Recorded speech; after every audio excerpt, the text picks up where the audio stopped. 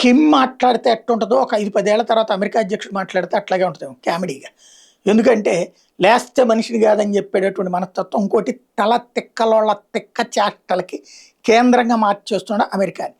ఇప్పుడు రష్యా దగ్గర నుంచి ఆయిల్ కొంటే టారిఫ్లు 500%, తర్వాతన బిల్లు 100%.